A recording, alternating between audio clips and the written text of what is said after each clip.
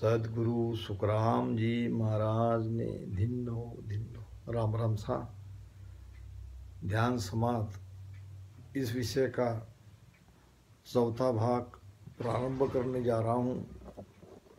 आशा है कि जैसा आप लोगों ने पहले 3 भाग में देखकर मेरी हिम्मत बढ़ाई तो मुझे आपसे प्रेरणा मिल रही है कि मैं आगे भी इस विषय को बढ़ा सकूं। तो बहुत बहुत आप सबको साधुवाद। एक अचंबो देखियो नागलोक में जाए और दुनिया को सुखराम कहे नागण शेषन खाए। वो नागिन, वो कुंडलनी, वो शेष हमारा सारा अमृत पी रहा है, हमें अमर नहीं होने दे रहा है। पिछम का रास्ता हमारा खुल ही नहीं रहा है। जब हम इसलिए तो उस सांस में हमको भजन करने की बात हो रही है। प्राण अपान जब हम मिलाते हैं, एक जगह महाराज ने बड़ी सुंदर बात कही है, दोयने जा गुरु लाविया हो पीढ़ी एक बनाय। दोयने जा गुरु लाविया हो पीढ़ी एक बनाय। दोय नर लागा खेचना हो यूं गुरु काढ़्यो आय। नहीं तर डूबा था। दोय नेजा, नेजा कहते हैं जाड़ रस्सी को, रस्सा कहे। पुराने जमाने में राजस्थान के अंदर कुएं बहुत गहरे होते थे। अगर कुएं में से किसी को निकालना हो तो 2 बड़े रस्सा एक लकड़ी की पट्टी को बांधते थे और उसको ऐसे नीचे छोड़ जाते थे और उसके ऊपर जो कुएं में है वो व्यक्ति को बिठाते थे और दोनों तरफ से उसको खींचे जाते थे। इस प्रकार से कुएं में से बड़ी युक्ति से उसे बाहर निकाला जा सकता था। अब यहाँ भीतर में ये भवसागर रूपी कुआं है और ये कुएं में हमारी जीवात्मा वहाँ गिरी हुई है। अब उसको कुएं से बाहर निकालना है तो गुरु महाराज निकाल रहे हैं। कैसे निकाल रहे? दोय नेजा। अब यहाँ भी 2 बड़े जाड़ रस्से चाहिए। यह है प्राण और अपान। प्राण यानी जो सीधे नीचे जाता है और अपान यानी जो गुदा से बाहर निकलता है उसको प्राण में मिलाना पड़ता है। यानी मोटा मोटा ये एक योग की क्रिया है और महाराज ने इस क्रिया का अनुभव किया है और वो बताया भी है वाणी में। ये जालंधर बंद, ये उड्यान बंद, ये मूल बंद, ये जो बंद लगाने की बात आई है तो वो इसी कारण आई है कि या तो प्रेम से जगाओ या बंद से जगाओ। कुंडलिनी को जगाना पड़ेगा, शरीर को धुजाना ही पड़ेगा। वो धुजता है, वो हिलता है, क्योंकि जब भूकंप आता हो तो धरती धुजती है। कोई नागिन को धक्का दे दे तो ये शरीर धुजता ही है। तो इस प्रकार से प्राण और अपान ये 2 बड़े रस्सा दोनों को एक किया, प्राण अपान मिलाया। ऊपर जो प्राण जाता है उसको जालंधर बंद लगा के रोक दिया, नीचे जो अपान जाता है उसको मूल बंद लगा के रोक दिया। यानी मूल बंद, जालंधर बंद और ये उड्यान बंद, पेट पीठ को लगाना। इस प्रकार से सांसों सांस में प्रेम से राम राम करोगे और ये बंद लगा के करोगे तो बड़ी आसानी से ये कुंडलिनी जग जाएगी, पिछम का रास्ता खुल जाएगा। मगर ये बिना गुरु के आप नहीं कर सकते, क्योंकि इसमें खतरा भी बहुत है। तो उसके लिए तो आप प्रेम से राम राम करते रहो, समय लगे तो भी ठीक है। अगर किसी को इस भेद के बारे में जानकारी चाहिए तो आप रामद्वारा शिरपुर आ जाए, हम आपकी सेवा में हैं। तो ये सब बताएंगे, करवाएंगे आपसे, और वो कुदरत कला नियंचर कैसे जगती है उसका भी भेद आपको बताया जाएगा और आपके अंदर वो जगाया भी जाएगा। क्योंकि ये गुरु महाराज की सत्ता चल रही है, ये उनका ही नेचर है, हमारा इसमें कुछ नहीं है, हम तो केवल मार्गदर्शक है। तो इस प्रकार दोए नेजा गुरु लाविया हो, पीढ़ी एक बनाए, अब दोए नर लगा खींचने हो। अब दो नर कौन से है? चित और मन। चित मन लगा के अरद उरद में प्राण अपान को मिला के अगर प्रेम से विश्वास के साथ राम राम करते हो तो ये 3 घंटे के अंदर ये कुंडलिनी जग जाएगी, सुखमणा खुल जाएगी, सारा शरीर धूजने लगेगा और पीछम के रास्ते से हमारी प्राण ऊर्जा, हमारी चेतना, ये सब पलटना शुरू हो जाएगी।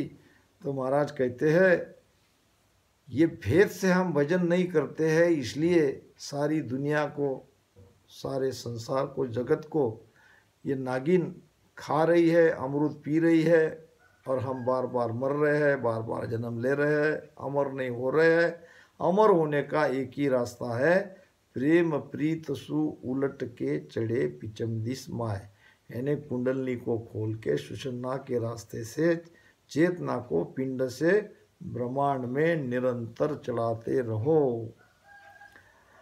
लोक बसे पाताल में, तीन की या विद होय, सब सिर छतर धात का, नर नारी के जोय। अब इसका अंतरांग क्या है ये तो समझने का विषय है। अब इसको बायांग के मैं समझा सकता हूँ। लोक बसे पाताल में, तिनकी या विद होय, सब सिर छत्र धात का, नर नारी के जोय।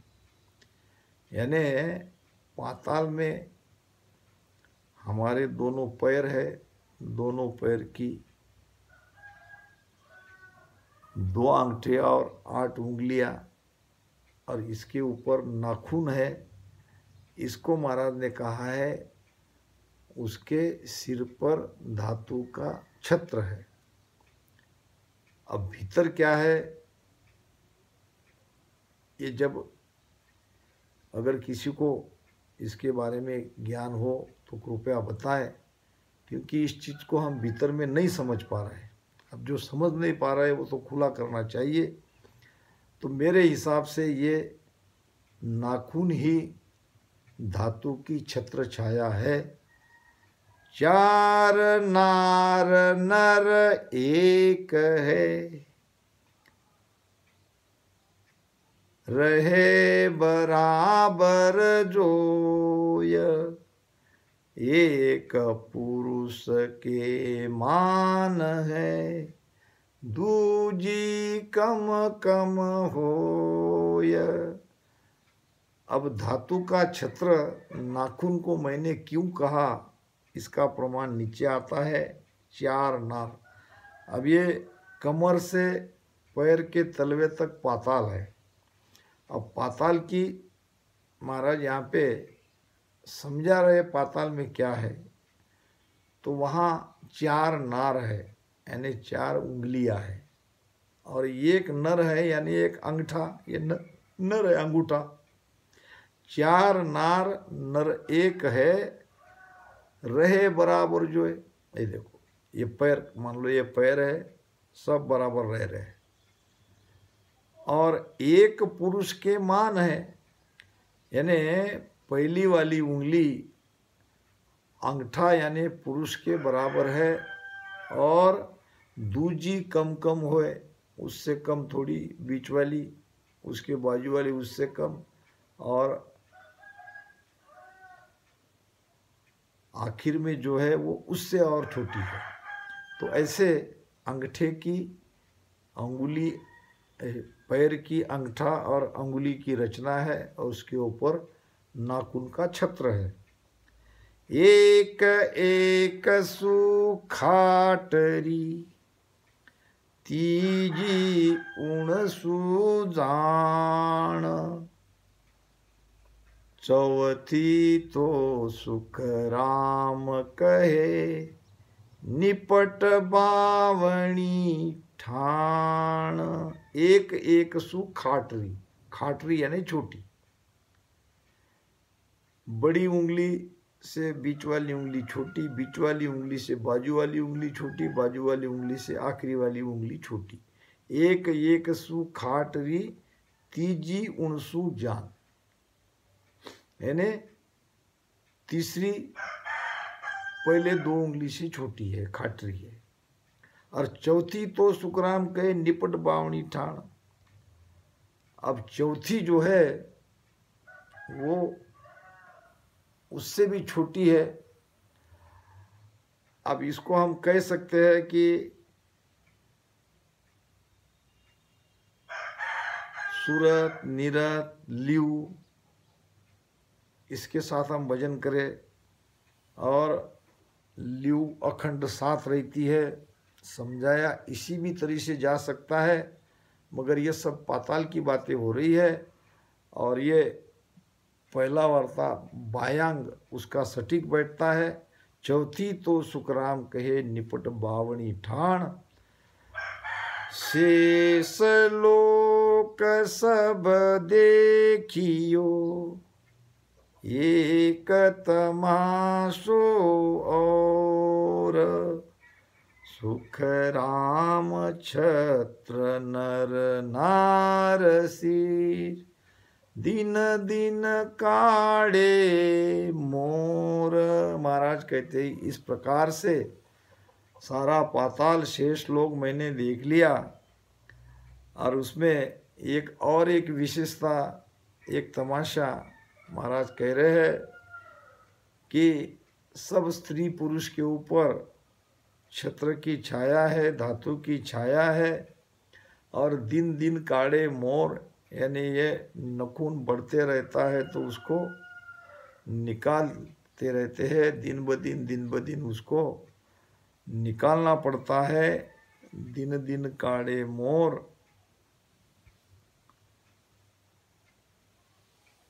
ऊंचा नीचा होत है, इत उत पलट न जाय, शेष लोक सुख राम के सबके ये अंग माया। ऊंचा नीचा होता है, यानी इधर उधर अंगुलियां पलटती तो है, ये पैर सब इधर उधर पलटते हैं, मगर यहाँ से वहाँ, वहाँ से वहाँ नहीं जा सकते। ऊंचा नीचा ऊपर नीचे हो सकते हैं, मगर अपनी जगह नहीं छोड़ सकते। शेष लोक में महाराज कहते कि मैंने ये सब देखा। अब यहाँ से भीतर की बात आ रही है। अब वो शेष भगवान कैसा है?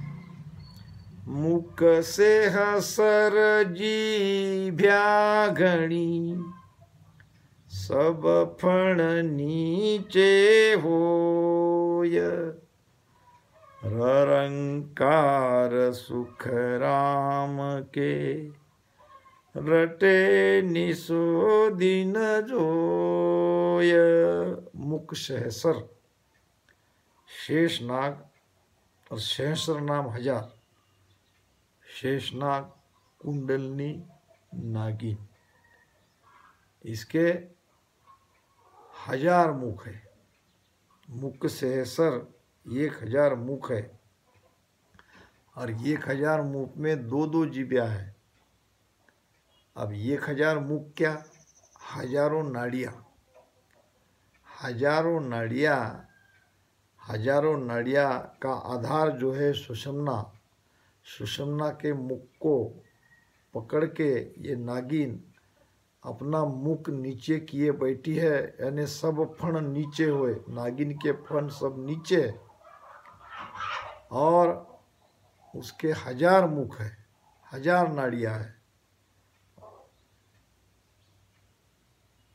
और 2-2 जीभ है, एक सांस और एक उसास, सांस लेते हैं और उसास, सांस उसास, सांस उसास, ये 2 जीभ से वो शेष भगवान हमेशा ररंकार यानी सांस उसास में जो भजन होता है वो रोम रोम में ररंकार ही तो शरीर में फैलता है, तो इसको कहते हैं कि रात दिन शेष भगवान ररंकार का रटन कर रहा है।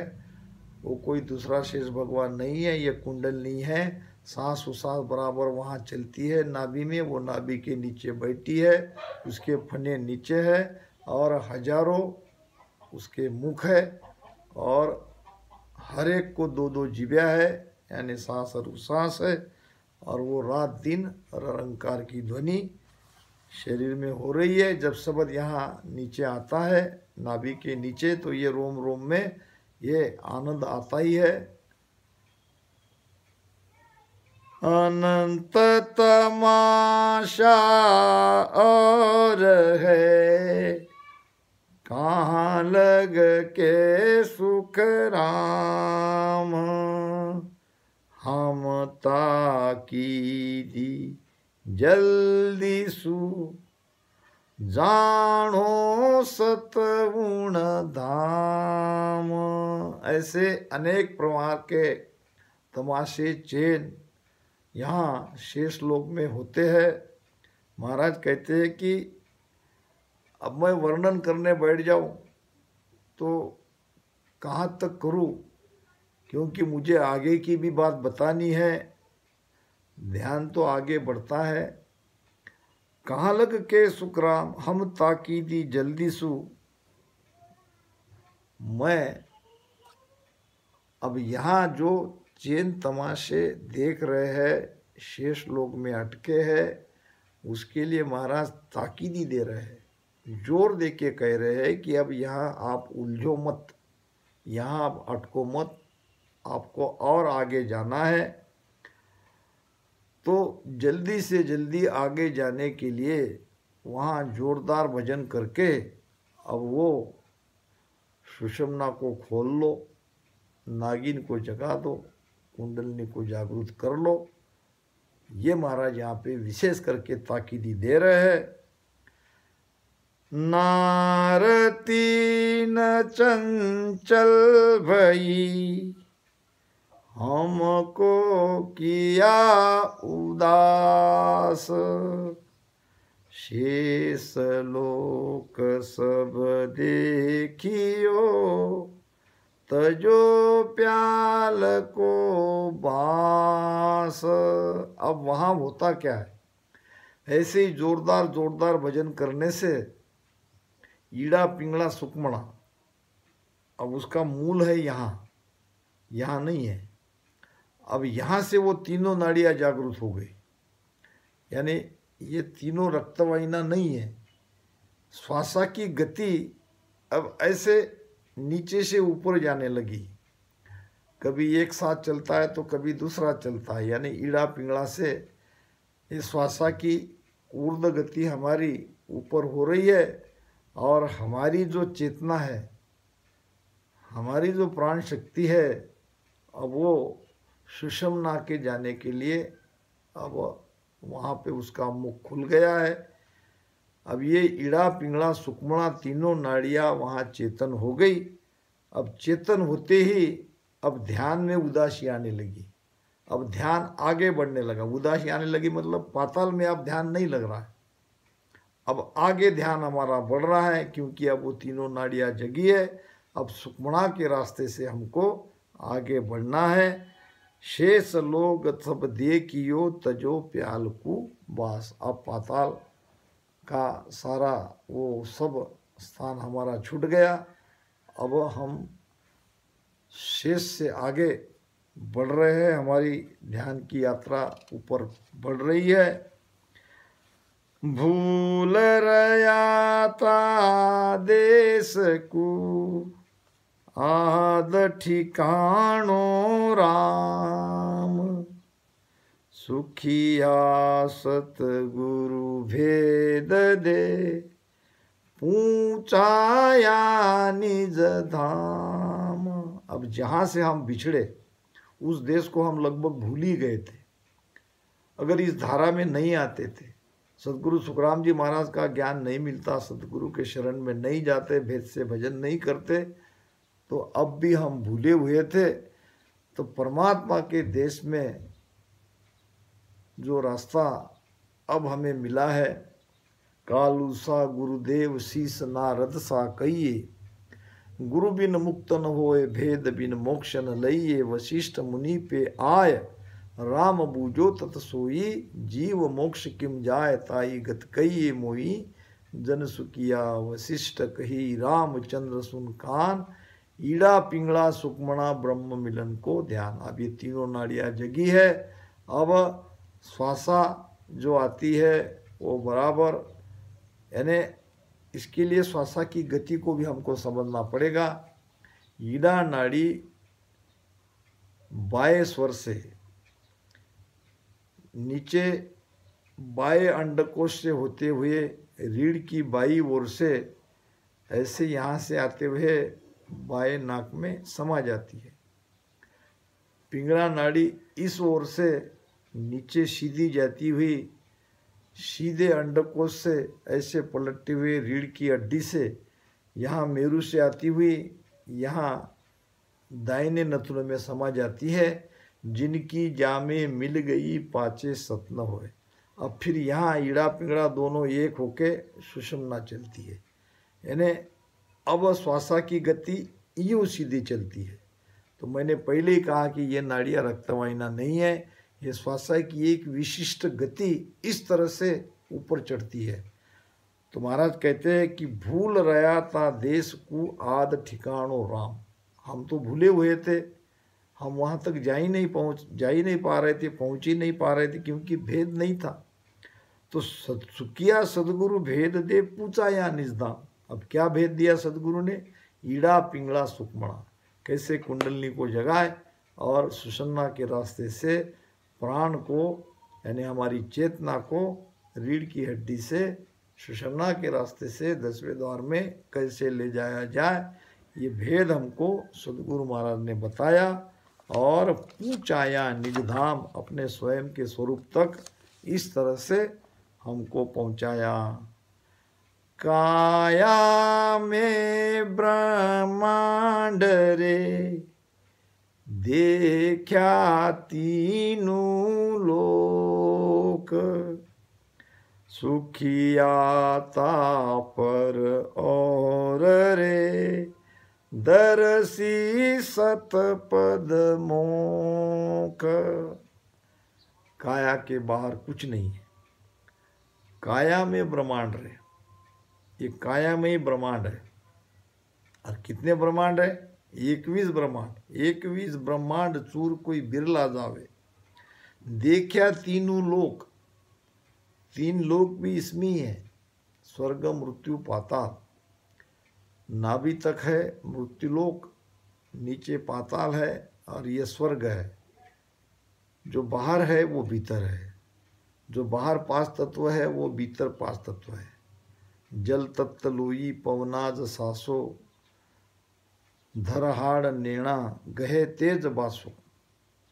यानी हमारा खून जो है वो जल तत्व है, श्वास लेते हैं वायु तत्व है, हड्डियाँ अस्थियाँ है ये पृथ्वी तत्व है, और आँखें जो है ये अग्नि तत्व की है, और बीच में जो स्पेस है, खुली जगह है, वो है आकाश तत्व, और ये खुली जगह है सुषुम्ना। बस इसी मार्ग से हमको शून्य महाशून्य होके 10वें द्वार में जाना है, फिर 10वें द्वार के बाहर जाना है। तो काया में ब्रह्मांड रे देखा तीनों लोक, और 3 लोक के ऊपर सुखिया ता पर और है दर्शी सतपथ मोक। ये 3 लोक होन काल के अंडर में है, और होन काल को पार करके जब उस अमरलोक में हम पहुंच जाते हैं तो वही सतपद है, और वहाँ पे जाना है तो इसी काया के भीतर से ही जाना पड़ेगा। डायरेक्ट कोई ऊपर सुरती लगा के वहाँ नहीं पहुँच सकता। कहते हैं कि काया में छोड़ के जाना ही है तो ऊपर सुरती लगाओ। ताला तोड़ू भेद सु खोलू पोल विचार, सुख रामदास गढ़ पर चढ़े सिरे पोलियो नार। अब बीच में कई जगह रुकावट है, ताले जड़े हुए हैं, यानी ये प्राण ऊर्जा ऊपर नहीं जाती है। तो इन सारे तालों को भेद से तोड़ना है, यानी भेद से विचार करके भजन करना है। भजन करने वाले को पता होना चाहिए कि भजन करते समय हमारे भीतर में क्या क्या हो रहा है। ताला तोड़ू भेद सु, मैं हमेशा कहता हूँ, पश्चिम मार्ग के ध्यानी जब ध्यान करने बैठ जाता है तो ये एक मूलाधार से रीढ़ की हड्डी के अंदर से एक निरंतर एक ऊर्जा उसे ऊपर चढ़ती हुई अनुभव में आनी चाहिए। ये भेद की बात कह रहा हूँ। तो इसका मतलब क्यों है, जब तक ये ताले टूटेंगे नहीं तब तक ये अनुभव नहीं आएगा। बीच के सारे रुकावट, सारे रास्ते, ताले जब टूट जाते हैं तो यहाँ से सांस उसास से जो ऊर्जा रीढ़ की हड्डी से सीधी ऊपर जाएगी और उसको हम महसूस भी करेंगे, अनुभव भी करेंगे। तो यही भेद है और अद्भुत का। जितनी श्वासा गहरी नीची जाती है उतनी जाने दो, और अपान बाहर मत निकलने दो। अपान से प्राण में मिलाओ, प्राण को ऊपर मत जाने दो। श्वासा पेट में नाभि में अमोघ होने दो और ये नीचे जाएगी। और सुक्मणा नहीं खुली है तो सुक्मणा को खोलेगी, कुंडलिनी को जगाएगी, और जागी हुई कुंडलिनी के सुषुम्ना के भीतर से ये धीरे धीरे हमारी चेतना ऊपर जाएगी।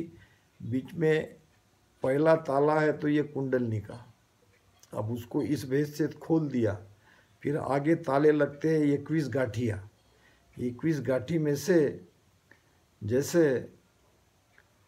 सार कहते हैं लकड़े को छेद जो करती है, इस प्रकार से ये छेद करते करते शब्द ऊपर चढ़ता है। एक एक गाठी को फोड़ फोड़ के फिर यहाँ आता है। यहाँ पे एक और ताला लगा है यमराज का। ये यमराज यहाँ नहीं जाने देता तो बंद लग जाता है। अब ये भी ताला खुल जाता है। तो इस प्रकार से रीढ़ की हड्डी पूरी खुली हो जाती है और ये ऊर्जा का स्रोत नीचे से ऊपर जाता हुआ हमको अनुभव में आता है।